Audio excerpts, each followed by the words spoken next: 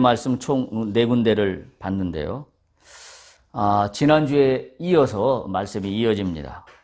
지난주에 말씀드린 것처럼 민수기 25장의 배경은 시딤에서 일어나고 있는 이스라엘 백성들의 범죄에 대한 이야기인데, 그 범죄를 단순히 음행이라는 범죄인데, 음행하였다, 이스라엘이 또 불신앙 가운데 있었다, 죄를 저질렀다, 이런 관점으로 이해할 수도 있겠지만, 그렇게 본다면 우리에게 주는 영적인 인사이트가 무엇인지 발견하기 어렵습니다. 그래서 이 음행이라는 이 범죄가 나오게 된 그 배경, 원인, 무엇을 놓쳤는가라는 것에 대한 내용을 좀 살펴보고자 합니다. 아주 중요한 그 키워드들이 우리가 놓치지 않아야 됩니다. 그것은 뭐냐면 이스라엘이 시딤에 머물렀다라는 사실 하나하고, 그리고 또 하나는 이스라엘이 그 시딤에서 모압 여자들의 신들에게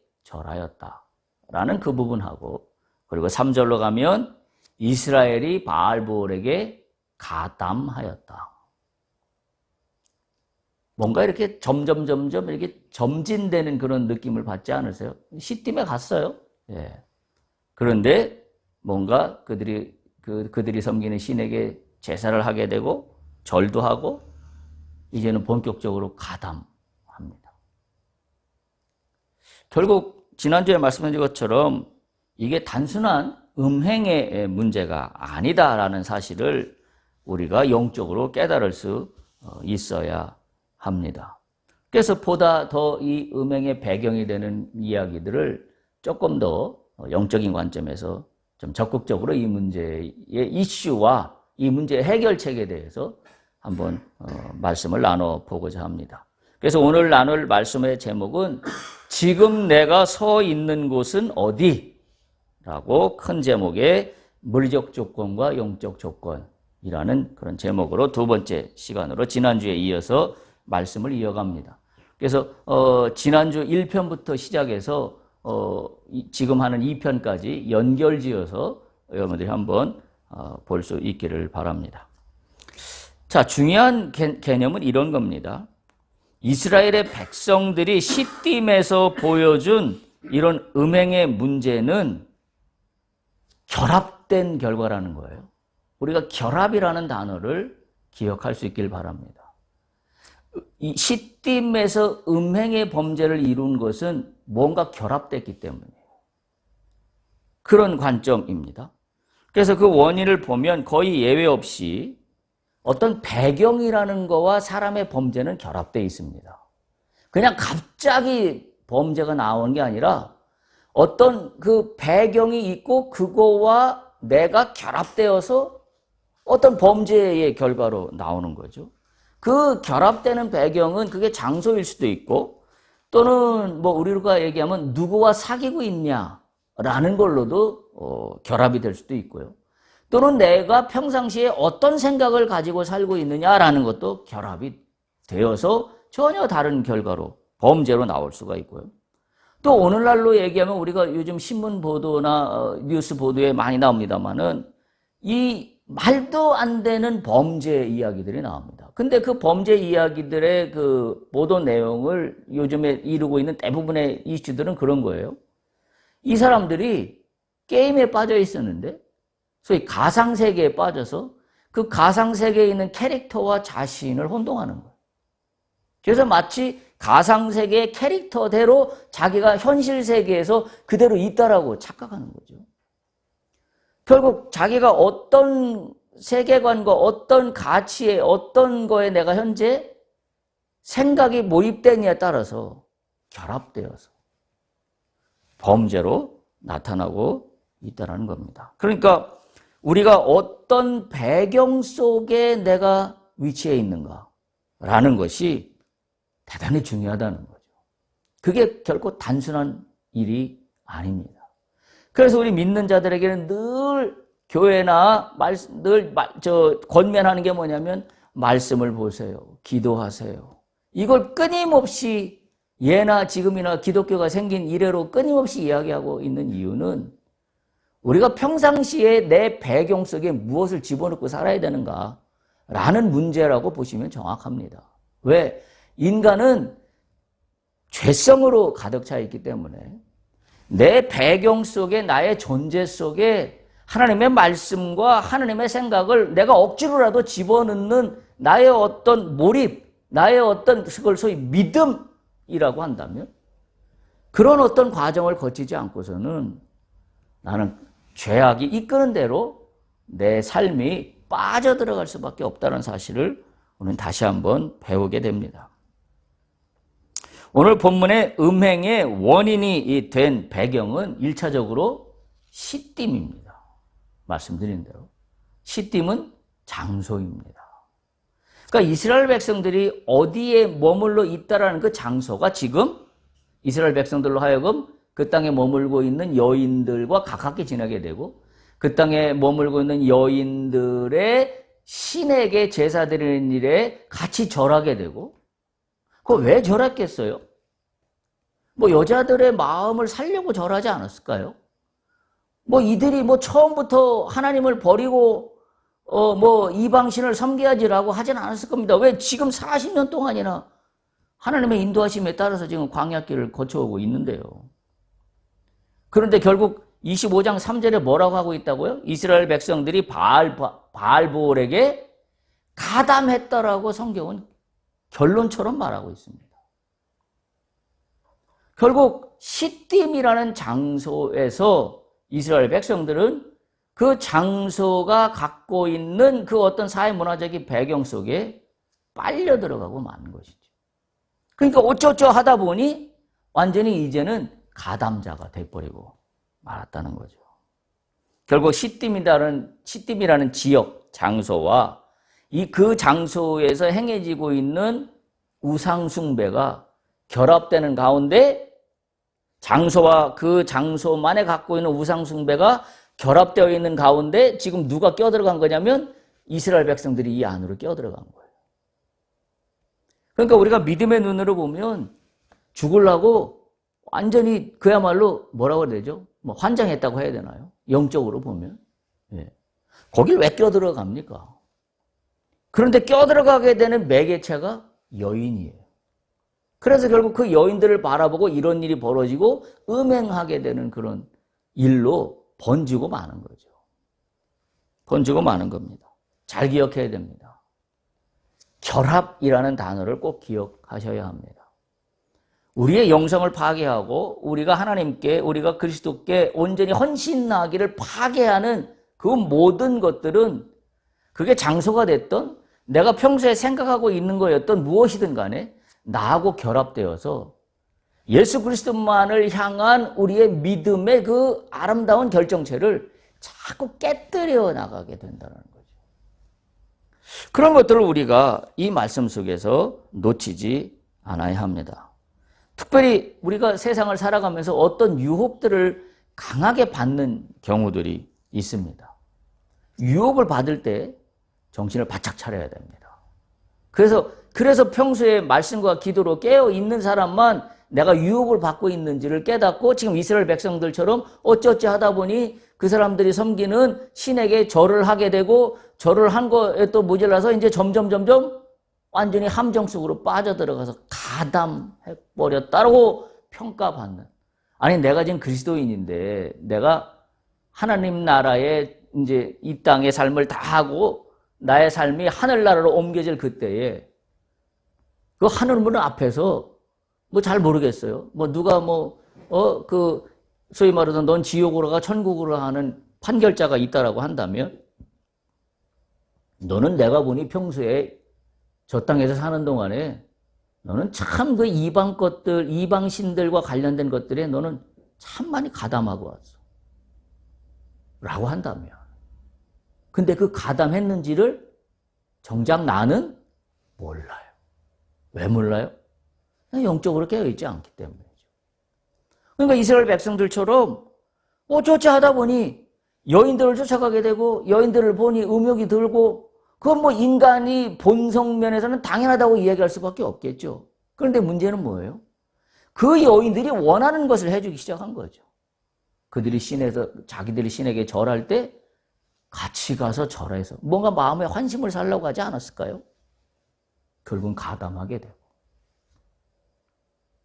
결국 그것 때문에 성경은 뭐라고 그래요? 연병이 걸립니다. 이 백성들 가운데. 이 무슨 끊어지지 않는 이 불신앙의 꼬리가 이렇게 깊은지 우리는 심각하게 이스라엘 백성들의 이야기가 아니라 나의 이야기로 들을 수 있어야 합니다. 결국 24,000명이 죽습니다. 참으로 안타까운 현장이 아닐 수가 없어요. 우리가 유혹을 강하게 받을 때 그때 정신 차릴 수 있는 방법이 있어요. 어떻게 정신 차리면 돼요? 내가 지금 서 있는 곳이 어딘지를 내가 다시 정확히 확인하면 됩니다. 내가 지금 서 있는 곳이 어딘가. 소위 말해서 모압 여인들을 쫓아가 있는 그 현장에 있는가? 아니면 나는 그들과 거리를 두고 있는가? 내가 지금 서 있는 곳이 어딘가? 다시 말하면 다른 말로 표현하면 내가 지금 서 있어야 할 곳이 이곳이 맞는가? 라는 걸 확인해야 합니다. 내가 유혹을 강하게 받는다고 느낄 때요. 그러면 그 유혹으로부터 벗어날 수 있어요. 근데 그냥 그렇게 빨려 들어갑니다. 근데 사실 현실적으로 그런 유혹을 받을 때 내가 그 장소가 아닌 것 같은 생각이 들지만 한편으로 뭐예요? 자꾸 합리화시킵니다. 이상저가 뭐가 문제인데. 예. 합리화시키기 시작해서 그 장소를 벗어나기가 쉽지 않아요. 왜 그러면 대부분 그런 장소들은 나의 욕심과 탐욕을 턱 하고 건드립니다. 그래서 마치 내가 뭔가 비어있던 그 공간을 채워줄 것만 같은 그런 생각이 나를 더 크게 지배하게 되는 거죠. 그래서 눈에 보이는 달콤한 것들만 눈에 보이기 시작합니다. 왜 사람들이 그러잖아요. 자기가 보고 싶은 것만 본다고. 예. 남들이 볼 때는 아닌데 자기 자신은 내가 보고 싶은 것만 봐요. 그게 인간의 한계죠. 그러니까 내가 주관자가 되어서 산다라고 하는 내 인생이 얼마나 비참한가 하는 걸 우리가 깨달을 수 있어야 돼요. 왜? 난 내가 보고 싶은 것만 보니까. 근데 내가 늘 말씀과 기도 가운데 내가 들어가 있는 삶을 산다라고 한다면 나는 내가 보고 싶은 것만 보지 않습니다. 뭘 봐요? 말씀에서 이야기하는 걸 봅니다. 그게 굉장히 큰 차이를 주고 있는 겁니다. 오늘 우리가 읽은 것처럼 민수기 15장 38절 39절 한번 보세요. 거기 보면 이스라엘 백성들에게 하나님께서 명령하시기를 뭐라고 하냐면 옷단기 위에 술을 만들고 청색끈을 그 위에 술에 더해라. 왜 그러냐? 39절에 나와요. 왜 너희에게 이 청색끈을 끈을 달고 술에 끈을 더해서 이거 만들고 옷에 달고 다니라고 하느냐? 이 술은 너희가 보고 여호와의 모든 계명을 기억하고 준행하게 하기 위함이다. 인간이 얼마나 까먹으면 하나님께서 옷에다 이런 것까지도 달면서 이걸 볼 때마다 나를 기억하라고 말씀하시겠냐라는 거죠. 근데 하나님이 말씀하시는 건 그 다음 포인트에 있죠. 이 모든 계명을 기억하고 준행하는데 왜 그런가 하면 너희를 방종하게 하는 자신의 마음과 눈의 욕심을 따라 음행하지 않게 하기 위함이라. 그러니까 인간은 어디를 쫓아갈 수밖에 없냐면 나의 마음, 방종하게 하는 나의 마음과 나의 눈의 욕심을 쫓아갈 수밖에 없는 비참한 존재입니다. 그래서 하나님은 늘 그 배경에 당신이 나와 결합되기를 원하세요. 그래서 그러면 우리가 한번 생각해 볼 것은 나는 하나님과 결합되어 있는가? 나는 하나님의 말씀과 얼마나 결합되어 있는가? 난 하나님께 부르짖는 나의 기도와 내 삶이 얼마나 결합되어 있는가? 우리가 그걸 놓치면 내가 가지 않아야 될 장소에 가서 꺼리낌 없이 하나님이 아닌 것들에 가담하게 된다는 사실이죠. 이 말씀은 오늘 우리에게 그런 것들을 우리에게 깨닫게 하고 있기 때문입니다. 그래서 오늘 이스라엘 백성들의 이 음행은 단지 음행이라는 어떤 행위의 문제로 드러나는 것이 아니라 행위의 어떤 배경이 되는 이 장소로부터 비롯된 결합이라는 문제와 심각하게 연계되어 있다는 사실을 우리가 깨달을 수 있어야 합니다. 왜냐하면 장소에서 주는 방종하게 하게 하는 나의 마음과 눈의 욕심을 쫓아가게 하기 때문입니다. 하나님의 말씀으로 또 성령의 어떤 보호하심으로 나를 주장하지 않는 그 어떤 장소에는 나는 끝없이 나의 눈의 욕심을 쫓아가게 하는 유혹거리들이 잔뜩 있고 그거에 따라서 내 마음을 방종하게 만들고 말아서 결국은 그들의 문화에 가담하게 만들고 마는 그와 같은 속성들이 너무나 많이 있다는 사실을 우리가 잊지 않아야 합니다. 그래서 오늘 말씀의 제목처럼 지금 내가 어디 서 있는가에 대한 것은 단지 내가 어디에 서 있다, 서 있지 않다 이거 문제가 아니라 영적인 깊은 의미가 있다는 사실을 우리가 다시 한번 깨달을 수 있어야 됩니다. 오늘날 우리 크리스찬들의 타락과 음행이라는 문제도 말하자면 단순한 이런 문제가 아니라 영적인 문제로 봐야 됩니다. 왜냐하면 그들이 일단 장소 선택을 잘못한 겁니다. 그리고 그 장소가 내가 이곳이 서 있어야 되는 곳인지 서 있지 않아야 되는 곳인지 판단력이 흐려졌어요. 왜? 평소에 그의 배경 가운데 하나님의 말씀과 기도가 없었기 때문입니다. 그러니까 자신의 생각대로 끌려간 거죠. 근데 내 생각이 항상 진리고 내 생각이 항상 올바르고 내 생각이 항상 정답이냐? 아니죠. 그럼에도 불구하고 인간들은 내 생각이 정답인 것처럼 내 생각만을 쫓아가서 그것이 잘 사는 삶이라고 착각하며 살아갑니다. 오늘 이런 걸 보면 내 생각이 절대 정답이 될 수 없는 비참한 한계를 우리 인간은 가지고 있다는 사실을 우리가 반드시 기억해야 합니다. 반드시 기억해야 돼요. 그래서 이 타락과 음행은 어떤 식으로든 우상과 조합되어 있다는 사실입니다. 그러니까 우리가 이렇게 정리하면 돼요. 장소라는 것은 뭘로 구성되어 있냐? 우리가 눈에 보이는 어떤 물리적인 어떤 공간, 이게 장소가 아니라 그 장소에는 뭐가 결합되어 있냐면 눈의 욕심하고 방종하게 하는 마음이 결합되어 구성되어 있어요.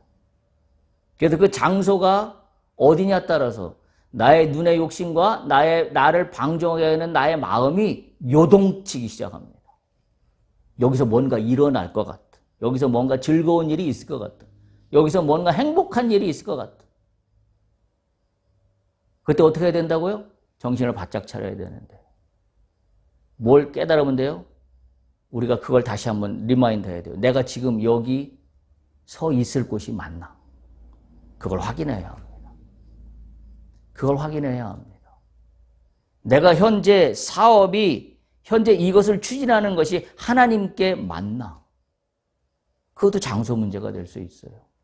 굳이 물리적인 장소뿐만이 아니라 내가 어떤 생각들이 돌아가고 있다라고 한다면 내가 현재 이 생각을 갖는 것이 맞나? 라는 걸 장소적인 관점에 확대해서 우리가 해석해 볼 수가 있습니다. 따라서 크리스찬이 내가 지금 어디에 서 있느냐라고 하는 것은 육적인 관점은 물론이거니와 영적인 관점에서도 매우 중요한 핵심이다라는 것을 우리가 반드시 기억해야 합니다. 이스라엘은 이제 광야길을 마감하는 시점에 와 있어요. 목적지 앞에 와 있어요. 근데 지금 육적인 타락으로 다시 빨려 들어가고 있습니다.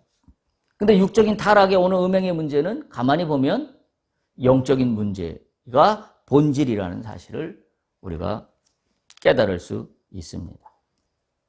영성이 혼탁해지면 인간은 육으로만 살게 돼 있어요. 인간이 영과 육으로 구성되어 있잖아요. 근데 영이 혼탁해지면, 영이 뚜렷하지 않으면, 영에 늘 관심이 없이 육의 것만 쫓아가며 사는 인생이라고 한다면 그 사람은 육으로 보이는 것만 쫓아갈 수밖에 없죠. 그러니까 눈의 욕심에 빠지고 방종하게 하는 마음에 빠지게 돼서 그것이 나를 지배하게 만드는 거죠. 나의 눈의 욕심과 방종하게 하는 나의 마음이 나를 지배해버리면 뭐 그냥 그리 빨려 들어가는 거죠. 마치 싱크홀에 빠지듯이 빨려 들어가게 만드는 사실입니다. 이스라엘 백성은 지금 목적지 앞에서 결국 이걸 놓치고 있는 거예요. 위치가 어디라고 그랬습니까? 요단강만 건너가면 여리고성이에요. 여리고성을 무너뜨려야 가나안으로 들어가는 아주 중요한 자리에 있습니다.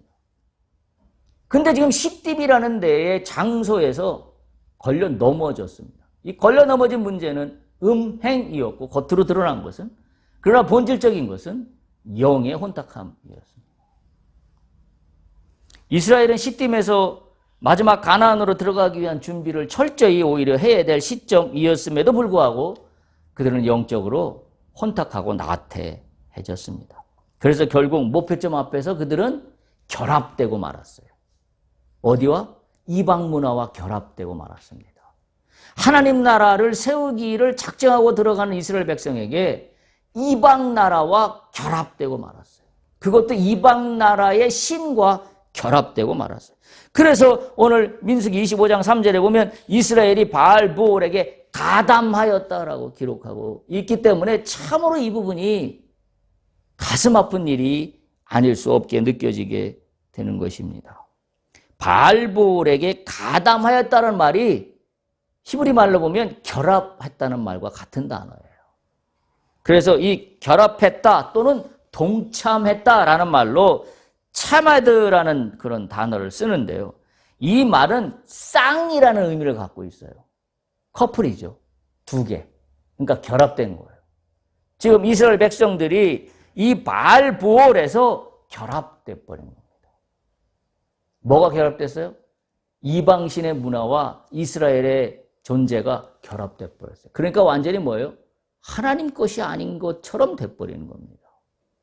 참으로 심각한 문제가 아닐 수 없어요. 가담했다, 결합됐다는 의미로 볼 때 이스라엘은 완전히 지금 이 모압 여인들에게 동화돼 버리고 말았어요. 그러니까 가서 절하고 그거 즐겁다고 먹고 마시고 그리고 음행하고 완전히 그들과 한 몸이 된 거죠. 영혼과 육체가 한 몸이 되어버리고 말았습니다. 그게 음행이에요. 약속의 땅에 들어가기에 너무나 부족한 점을 또 드러내고 있습니다. 지금 이것이 어떤 면에서는 중요한 게 뭐냐면 시딤에서 어쩌면 이스라엘 백성들이 마지막 훈련을 받고 있는 상황인지 모르겠어요. 왜냐하면 요단강을 건너 여리고를 무너뜨리고 가나안 땅에 들어가면 이제 이스라엘 백성들은 지금까지 살아왔던 생활 방식하고는 전혀 다른 방식으로 살아가야 됩니다. 다시 말하면 광야 생활이 아니라 농경 생활로 이제는 들어가야 됩니다. 바로 그 목전이에요. 농경 생활 속에서 가장 장애물이 뭐냐면 농경 생활의 풍요함을 가져다 주는 그들이 믿는 신이에요. 그 문화입니다. 지금 그 문화 속으로 들어가는 거예요. 가나안이 사람이 살지 않던 그런 어떤 그 미지의 신대륙이 아니었잖아요. 가나안은 이미 거기에 가나안 부족들이 살고 있었잖아요. 그런데 하나님 지금 그 부족들을 다 물리치고 그 땅을 당신의 하나님 나라로 만들라고 소명을 주시고 명령을 주셔서 지금 이스라엘 백성들이 거기로 들어가는 거예요. 그러면 지금 그 땅에 딱 들어가는 순간 이스라엘 백성들 눈에 뭐가 들어오냐면 농경 생활의 풍요로움이 들어올 거고 이 땅에 사는 가나안 사람들의 이 농경 생활에서 농사를 지면서 이 풍요로움은 어디서 오는가 봤더니 그들의 신에게 제사 드리는 것을 보게 될 거예요. 이스라엘 백성들은 그 문화에 그 사회적인 배경에 흡수될 수밖에 없는 위기 상황에 있는 겁니다.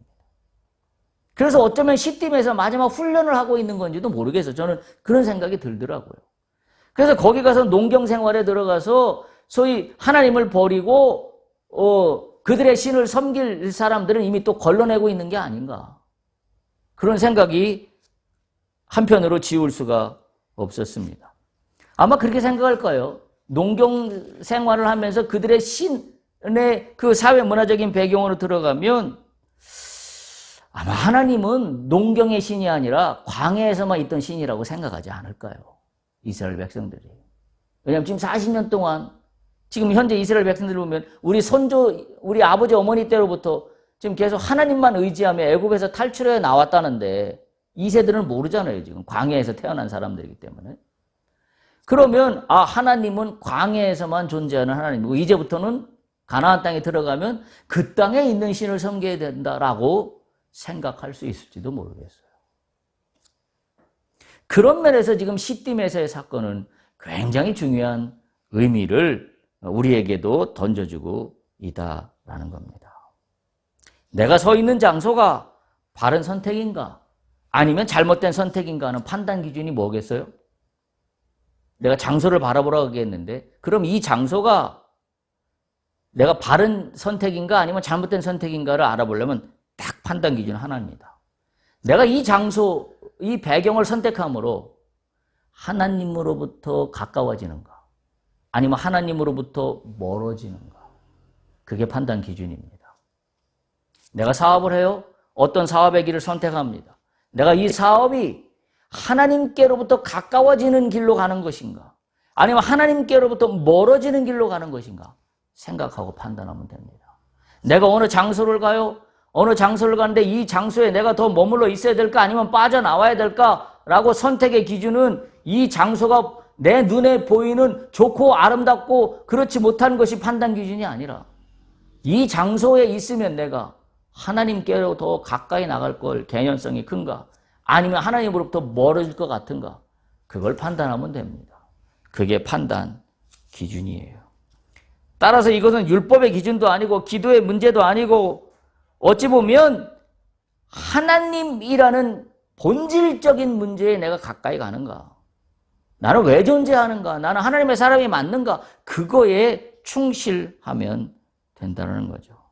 하나님이 아닌 문화와 사회에 동화되고 흡수되면서 눈의 욕심과 방종하게 하는 나의 마음이 나를 지배하게 된다면 나는 하나님의 사람이라고 더 이상 말할 수 없습니다. 그러니까 아까 말씀드린 대로 우리가 마지막 때에 이 땅의 삶을 다하고 천국의 그 문 앞에 갔을 때 누군가 그렇게 물어보지 않을까요? 내가 너의 인생을 보니 네가 저 땅에 사는 동안에 이방 문화에 참으로 많이 가담하며 살다 왔구나 라고 평가가 최종적으로 내려진다면 참 이처럼 황당한 일이 어디 있겠어요? 내가 이 땅에서 사는 하나님 나라의 백성으로서의 신분의 정체성을 완전히 부정당하는 꼴이 돼버리고 마는 거잖아요. 그럼 내가 이 땅에서 사는 80, 90평생의 내 인생은 뭐라고 이야기할 수 있습니까? 겉으로는 교회 다니고 겉으로는 하나님을 믿는다고 하고 다녔는데 실제 막상 결정적인 순간에 가보니 너는 이방 문화와 이방 것들에게 참 많이 가담하며 살았다라고 평가가 내려진다라고 한다면 우리가 심각하게 이 문제를 받아들이지 않을 수가 없습니다. 성경에 보면 이와 같은 이야기는 너무나 많습니다. 여러분 우리가 읽은 창세기 12장 8절에서 10절 보면 아브라함이 그랬어요. 기근이 찾아왔어요. 기근을 피하는 것은 당연합니다. 근데 기근을 피해 찾아 들어간 곳이 어디냐면 애굽이. 내가 어느 장소에 와 있는가. 기근보다 더 중요한 건 하나님으로부터 멀어지는 겁니다. 애굽은 어떤 곳이에요? 하나님이 아는 다른 사회 문화적인 배경이 충만한 곳입니다. 근데 아브라함은 그리 갔어요. 거기서 큰 죄를 범합니다. 어떤 죄를 범하죠? 우리가 아는 것처럼 자신의 아내인 사레를 누이라고 속입니다. 그래서 바로의 위협 아래 놓이게 됩니다. 예기치도 못한 범죄입니다. 결합이에요. 장소하고 장소에서 주는 그 문화적인 배경과 내가 결합돼서 내 영이 혼탁해지고 맙니다. 그러니까 나만 살기 위해서 아내인 사레를 누이라고 속이죠. 결국 나만 살겠다는 거 아닙니까? 아브라함의 조카 롯도 그랬습니다. 아브라함과 롯이 하나님이 주신 은혜로 가축과 은과 금이 풍부했다고 창세기 13장 2절에 기록하고 있어요. 그래서 그들이 같이 거주하기에는 그 땅이 너무 넉넉하지 못하고 동거하기 어려워서 결단을 내립니다. 또 두 조카와 저 아브람 사이에 그 식솔들 간에 또 분쟁들이 일어나고 갈등이 일어나서 갈라서기로 결정을 합니다. 그런데 롯이 선택한 것은 온 땅에 물이 넉넉한 비옥한 땅을 선택합니다. 물리적인 조건이 넉넉한 땅을 선택합니다. 결국 어떻게 됐나요? 점점 롯이 옮겨간 장소는 소돔과 고모라예요. 멸망의 땅인 소돔과 고모라로 빨려 들어가고 말았습니다. 결국 그는 물리적인 조건만을 바라보고 갔지 내가 이곳을 선택하면 하나님으로부터 가까워지는지 멀어지는지는 관심이 없었어요. 반면에 아브라함은 어땠나요? 동이든 서든 남이든 다 좋습니다. 하나님이 함께 하시면 됩니다. 이게 엄청난 차이를 갖고 온 겁니다. 나오미 가족이 그랬어요. 룻기를 보면. 마찬가지로 유다 땅에 기근이 심했어요. 그래서 이들이 소위 오늘날로 얘기해서 해외로 이주하기로 결정한 이민 가기로 결정한 곳이 어디냐면 모압 땅입니다. 오늘 우리 민수기에서 배경이 되고 있는 바로 그 모압 땅이에요. 이방 문화가 창궐해 있는 그 모압 땅입니다. 먹을 것이 많다는 소문만 보고 모압 땅으로 갔어요. 뭐만 봤어요? 물리적인 조건만 보고 갔어요.